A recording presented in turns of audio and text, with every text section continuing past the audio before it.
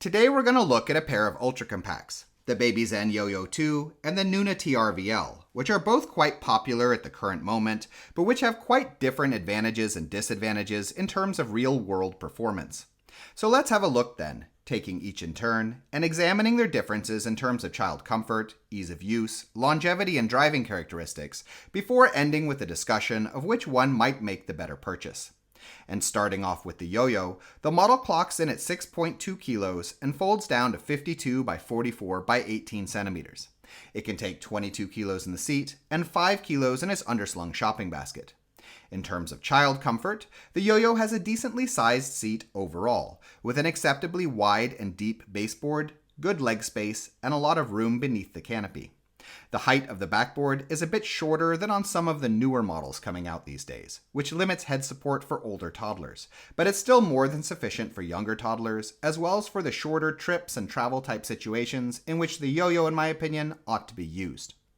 In terms of other qualities of the seat, despite not being extendable, the Yoyo's canopy still provides adequate sun coverage. The seat's recline is sufficient, though not as deep as on some models out there, and while it unfortunately lacks an inbuilt adjustable leg rest, this can be purchased as an extra accessory.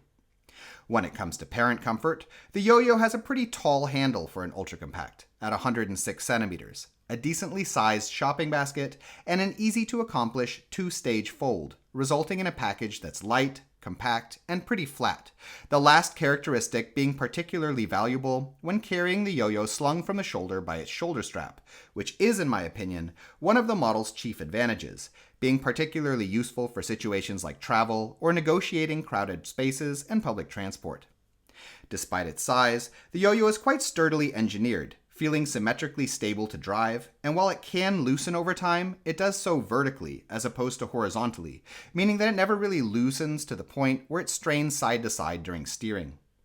And the model is in fact quite well built, with an efficient use of reinforcement in its overall design, as well as employing simple mechanisms with few internal components, which is why it's managed to already prove itself as one of those strollers that holds up incredibly well over the long run, capable of lasting for many children, and also a model that's relatively safe to buy secondhand.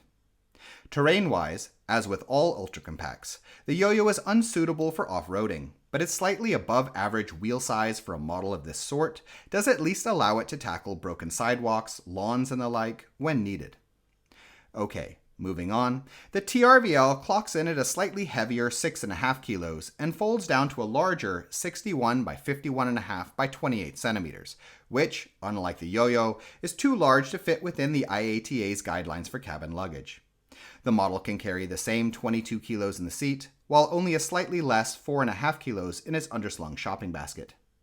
The seat dimensions on the TRVL are relatively similar to those on the Yoyo, with a slightly wider, though shallower baseboard and an equivalently tall backboard.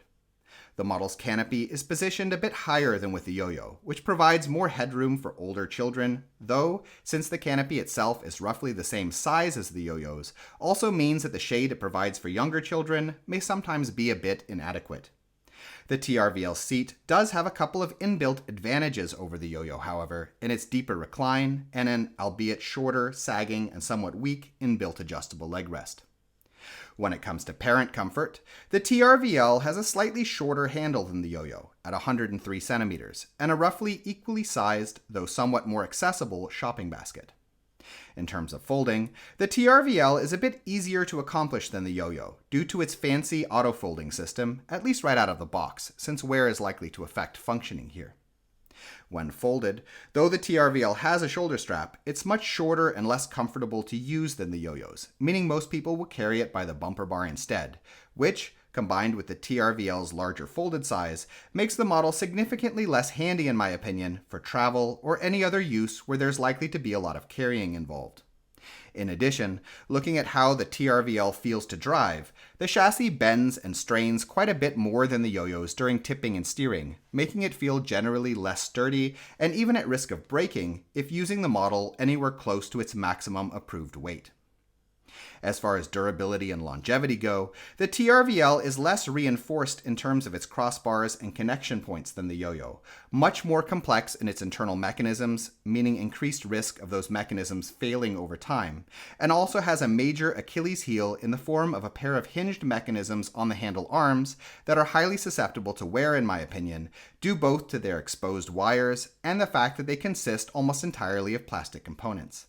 And lastly, when it comes to the model's driving capabilities, the TRVL is likely to suffer more wear from rougher terrain than the Yoyo, but is otherwise more or less equally terrain capable, having four-wheel suspension like the Yoyo, and even having larger rear wheels, which gives the model a slight edge in terms of shock absorption and negotiating curbs. So which of these is the better purchase then? Despite at this point being priced a bit high in my opinion for what it offers in relation to the rest of the market, the Yoyo remains my top choice of all ultra compacts for travel as well as any other use that involves a lot of carrying. And it also has clearly proven itself in terms of longevity, meaning, for those who care, that a lot of the initial purchase price is retained in terms of secondhand value for when you're done using the stroller. While the TRVL, on the other hand, as I've already said a few times at this point, is a bit too large for travel, too weak for daily use, and too expensive to buy just as a use and throw away model. And thus, while it does offer a few advantages over the Yoyo with its fancy fold, bigger back wheels, and inbuilt leg rest, these factors fail to really redeem it in comparison to the Yoyo's much better longevity and more streamlined use value. In any case, we hope you found this video interesting, and if you did, please subscribe, or even hit the donate button if you're so inclined, as this sort of support really helps us to continue making videos in the future. If you'd like to know more about either of these models, we have standalone reviews that go into a lot more detail, and links have been added in the description.